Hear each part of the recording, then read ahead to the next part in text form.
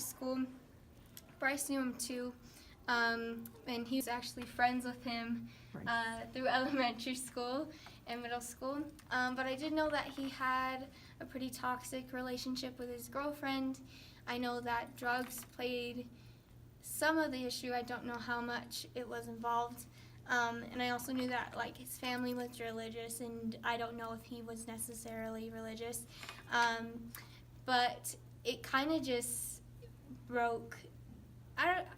It kind of just broke everyone down and made it feel so raw, because there was some people who it was like with me and Bryce, like it hit us hard that we knew him, and that was the first one that we actually knew. And then some people it was like they kind of became numb to it because there was so many people previously that they had knew, and so it was just not.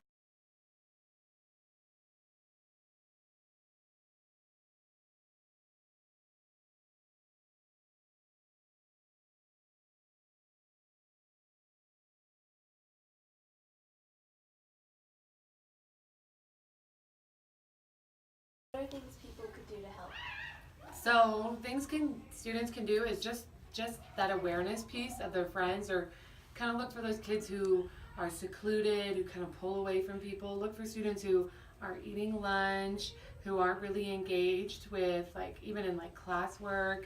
And I can understand there's students who aren't enjoying math work or history or English work, but noticing students who just kind of aren't engaged the whole class, or just they're checked out, maybe they have their hood up, just kind of, and just, be honest with them. Go up to those students and say, hey, are you okay? And even if they say no, but they say, yeah, I'm fine, but they're not, like just that awareness piece that people are noticing, that is really helpful. And then always tell an adult, you can tell your teachers, the counselors, an admin, always tell an adult, you're like, hey, I'm worried about this student. Even if it like turns out to be nothing, we're all about better safe than sorry. And then, I don't know if you guys heard about it, but we have that Safe UT app. And so ask mom and dad if it's okay to download it. But that's an app where you can anonymously, or you can put your name in it, where you can like send tips to the, like it's like a suicide safe hotline. But it's not only about suicide, it's about maybe your friend's being abused by somebody, or someone's doing drugs in the school. Just an awareness piece that, hey, there are people watching you, so we care about you and want to support you. So on the Safe UT app, it goes to like the headquarters in Utah, but then it's assigned to our school, so that admin and counselors get notified. Okay, that's enough. That's enough. That's struggling. So then we know, okay, we need to call them in, we need to talk to them and check in on them, because somebody is noticing it and somebody cares. So that's a great way also for someone to help out. But yeah, just that awareness piece, like kind of keep your eyes open, looking for those kids. Just because at Frontier, like we're a family, and so we want to look out for each other. So sometimes there's not enough staff to keep an eye on all the kids. So every student can take a personal responsibility to look out for each other.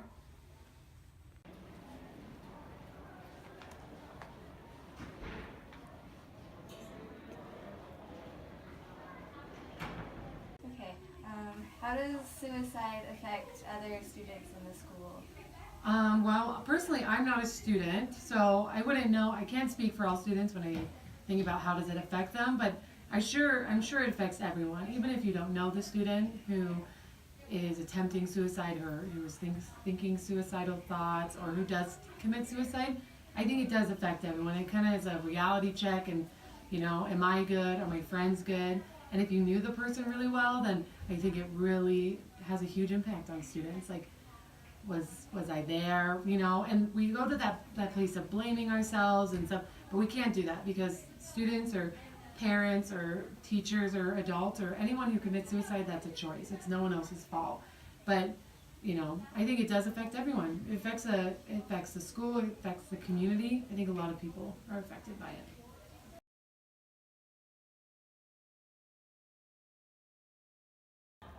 Hi, can you tell me your name and where you work and your experience with the last, let's just say, 15 months?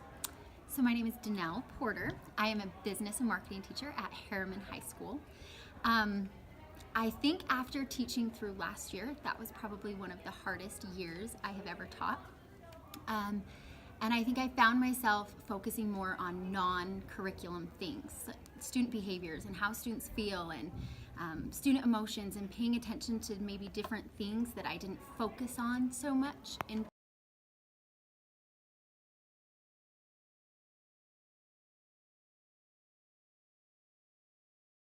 So, how was your guys' day?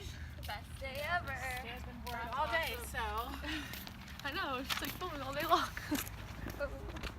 It doesn't only have a negative effect on one person, it has a negative effect on everyone. It's a big deal that should be taken seriously. I'm so tired. I'm so happy.